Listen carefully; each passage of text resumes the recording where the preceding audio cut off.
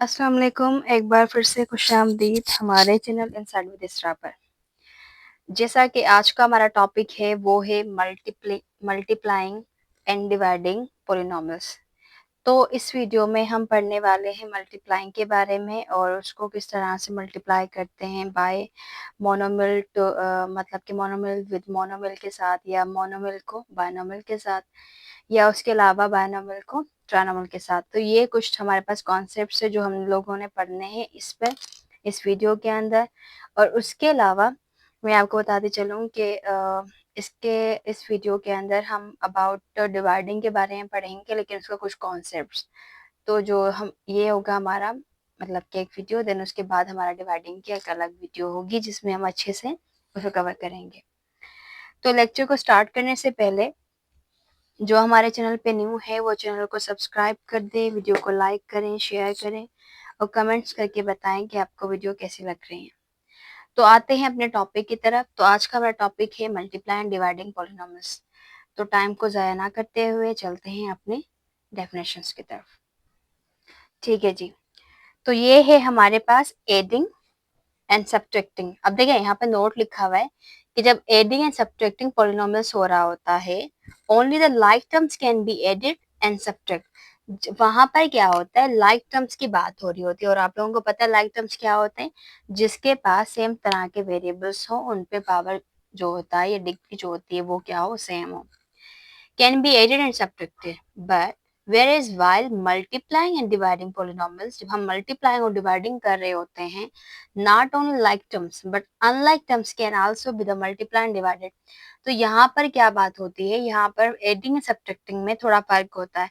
Adding में ये होता है कि हम लोग क्या कर रहे होते हैं कि लाइक टर्म्स को देखते हैं, सब्ट्रैक्ट में भी इस तरह से, लेकिन मल्टीप्लाई डिवाइडिंग में हम लाइक टर्म्स को नहीं देखते।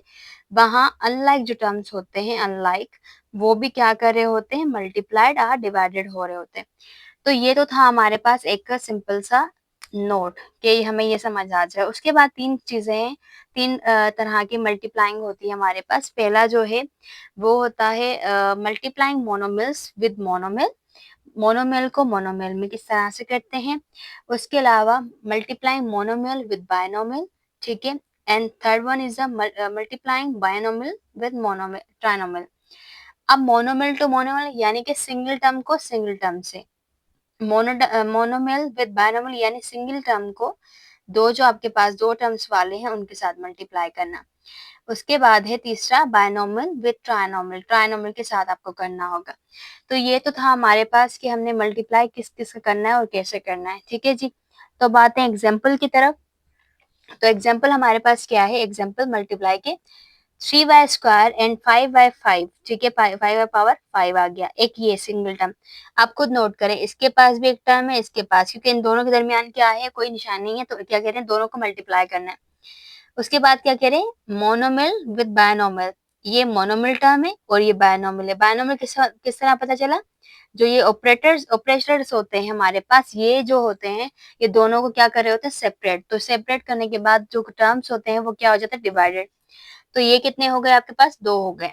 उसके बाद थर्ड है बायनोमिल विद ट्रायनोमिल। अब ये दो टर्म्स है, क्यों, क्योंकि क्या है, दोनों के दरमियान क्या आ रहा है, ऑपरेटर्स आ रहे हैं।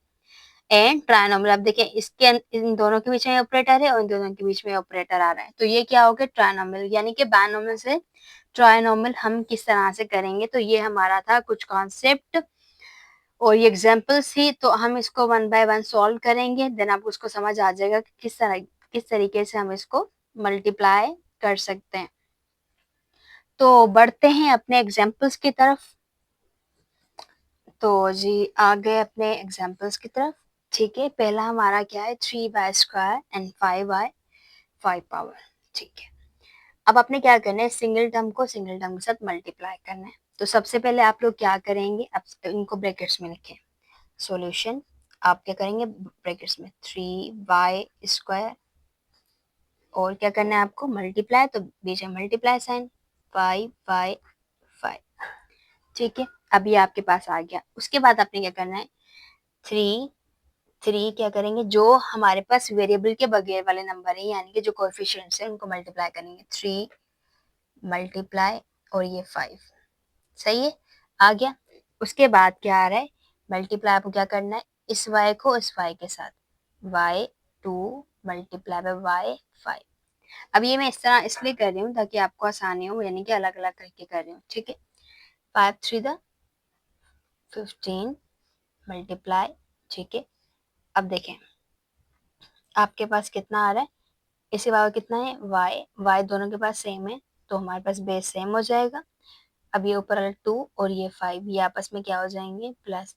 आपको पता है जब भी दो एक जैसे होते हैं मीन्स के बेस अगर हमारे पास सेम हो तो पावर्स क्या होते हैं, प्लस होते हैं। ये पावर्स एक्सपोनेंट वाला भी जो है टॉपिक जो है वो मैं क्लियर करवाऊंगी इंशाल्लाह। तो ये क्या हो गया आपका 10 और मल्टीप्लाई बाय, और ये कितने हो जाएंगे टोटल 7, ठीक है।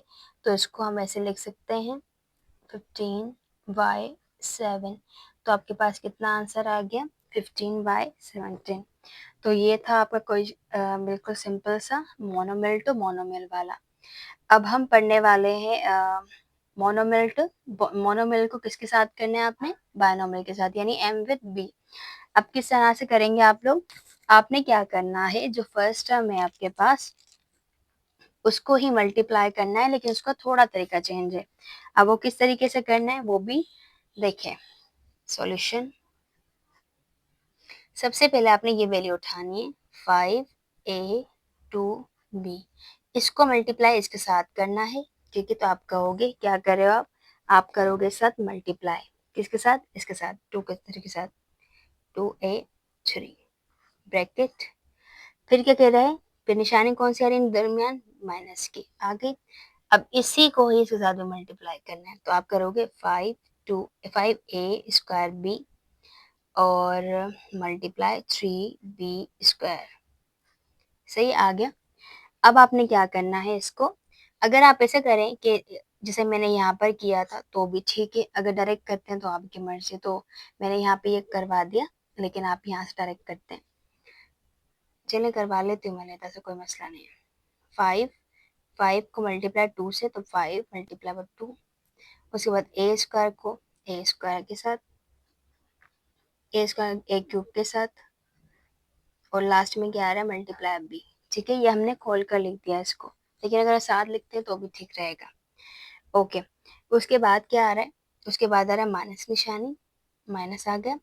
5 को 3 के साथ मल्टीप्लाई 15, a को a के साथ करेंगे, देखो a तो सेम ही आ जाएगा, मल्टीप्लाई a को, तो आपके पास स्क्वायर आ जाएगा। इसके अलावा b को इसके साथ करना है मल्टीप्लाई, तो b एक है, दूसरा b है, और ये दो दो मतलब 2 पावर इसके पास है, 1 पावर इसके पास, तो कितना हो जाएगा b3। तो ये मैंने डायरेक्ट करके बताया, ये इनडायरेक्ट करके बताया। तो मतलब डायरेक्ट का क्या होगा, जस्ट उधर के उधर मल्टीप्लाई कर दें, यानी इनडायरेक्टली किस तरह से होगा कि हम उसको स्टेप बाय स्टेप सॉल्व कर सकें।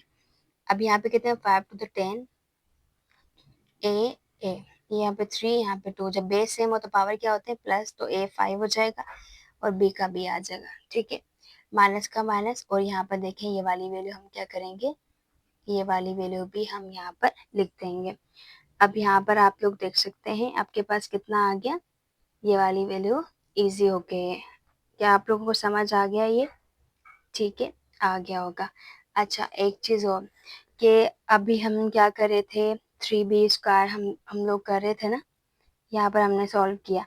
अच्छा ये आंसर आपके पास सॉल्व हो चुका, तो मल्टीप्लाई बाय हमने किस तरह से किया इसको, कि हर एक टर्म को दूसरे टर्म के साथ क्या करना है, आपको मल्टीप्लाई करना है, ठीक है।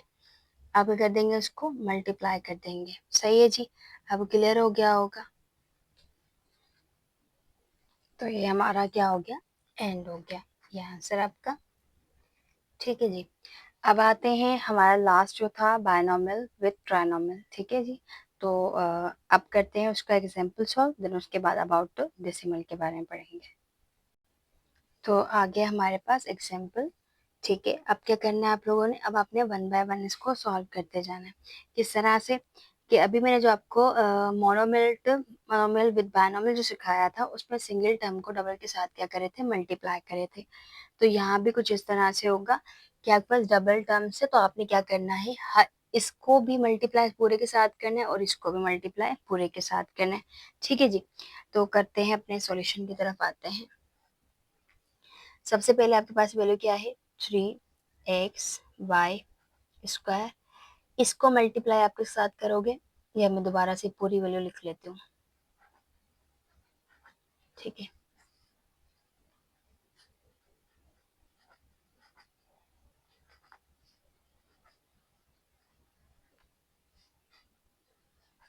हो गया आपका। अच्छा जी, क्या करना है इस वैल्यू को इसके साथ पूरे के साथ मल्टीप्लाई करना है, तो यहाँ से लिखती हूँ मैं 3xy² को मल्टीप्लाई करना है इस पूरे टर्म के साथ 2xyz minus y² z² plus x3z, ठीक है, ये हो गया पूरा।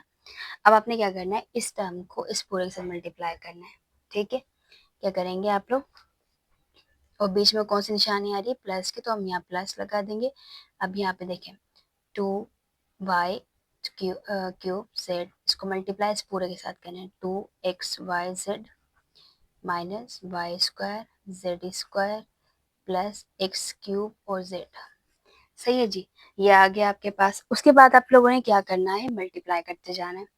तो देखें, अब मैं यहाँ पे डायरेक्ट कर रही हूँ, अब डायरेक्ट इसलिए कर रही हूँ क्योंकि मैं आपको स्टेप बाय स्टेप समझा चुकी हूँ, तो आप उसको ज़रूर देखिएगा, ठीक है जी।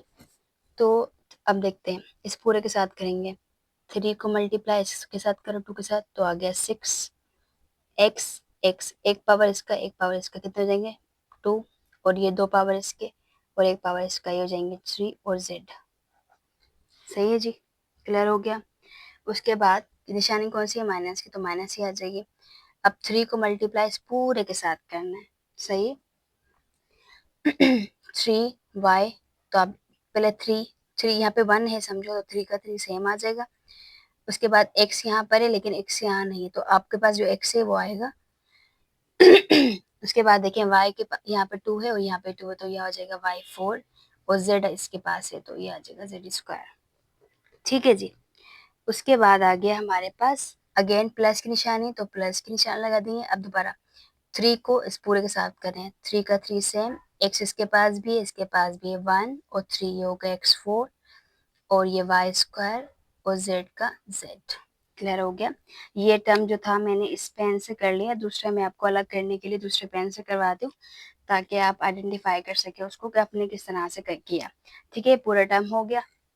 उसके बाद कौन सी निशानी आ रही है, उसके बाद प्लस की आ रही है, तो प्लस यहाँ पर लिखेंगे हम लोग, ठीक। अब क्या आ रहा है, इस पूरे को इससे मल्टीप्लाई करना है। अब देखिए 2 2 4, x इसके पास है तो x आ जाएगा, y3 और y1, तो ये हो जाएगा y4, z एंड z, ये हो जाएगा z², ठीक है जी। उसके बाद माइनस की निशानी आ रही है, माइनस की आ जाएगी। अब इस पूरे के साथ करना है इसको, 2 को 2 का 2 सेम आ जाएगा। अब देखें y3 इसके पास है 2 इसके पास है, तो ये हो जाएगा y5 और z² और z एक इसके पास है, तो ये हो जाएगा z3, ठीक है। यहाँ तक क्लियर हो गया। अब लास्ट टाइम बचता है तो हम थोड़ा नीचे कर लेते हैं। क्या आ रहा है, 2 को मल्टीप्लाई के साथ करो तो 2 का 2 सेम आ जाएगा, क्योंकि यहाँ पे कुछ भी नहीं तो मतलब 1 है, और x³ आ जाएगा क्योंकि इसके पास x³ भी है। y देखें y इस पर नहीं है लेकिन इसके पास इसके पास नहीं है लेकिन इसके पास है, तो ये हो जाएगा y³ और z इसके पास भी इसके पास है, तो ये हो गया z²। तो जो आपकी जो वैल्यू निकली वो क्या हो गई, ये वाली निकल गई। तो इसको मैं एक बार दूसरे पेन से लिख लेती हूँ ताकि आपको पहचानने में आसानी हो कि किस तरीके से अभी हमने इसको सॉल्व किया। तो आई होप ये आप लोगों को समझ आ रहा होगा, क्योंकि ये बहुत सिंपल है, बहुत ज़्यादा इतना मुश्किल है ही नहीं, ट्रिकी नहीं है ये बिल्कुल भी।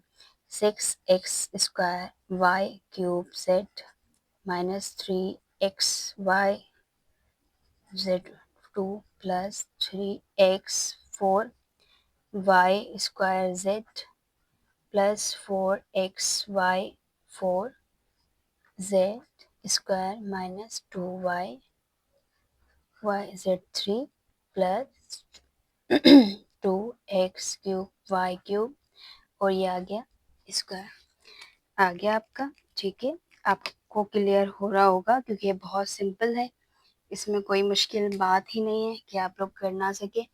अब ये है कि आप लोग इसी को ही प्रैक्टिस में लेकर आए बार बार, ताकि आपका ये कॉन्सेप्ट क्या हो जाए, क्लियर हो जाए, ठीक है जी। यहाँ तक तो था हमारा मल्टीप्लाई का कॉन्सेप्ट, जो आपको मैंने सारे एग्जांपल के थ्रू समझा दिया। अब आते हैं डिवाइडिंग पॉलिनोमियल्स की तरफ। तो डिवाइडिंग पॉलिनोमियल सबके पास होता है क्या है, सबसे पहले आपने क्या करना है, first we divide the coefficient by the coefficient, ठीक है। डिवाइडिंग पॉलिनॉमियल्स क्या होता है, कोएफिशिएंट को कोएफिशिएंट के साथ डिवाइड करना है, ठीक है।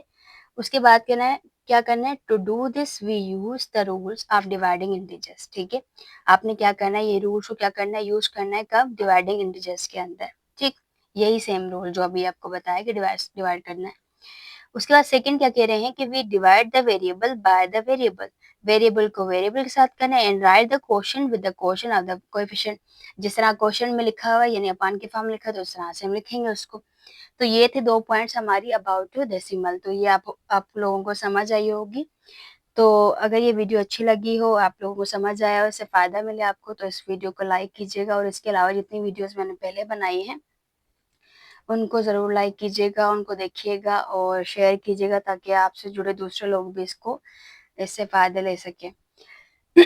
और दूसरा ये कि जो हमारे चैनल पे न्यू है, चैनल को सब्सक्राइब कर दें और वीडियो को लाइक करें, कमेंट्स करके बताएँ कि आपको वीडियो कैसी लग रही है। तो मिलते हैं अपनी नेक्स्ट वीडियो के साथ, तब तक के लिए अपना बहुत ख़्याल रखें। अल्लाह हाफ़िज़।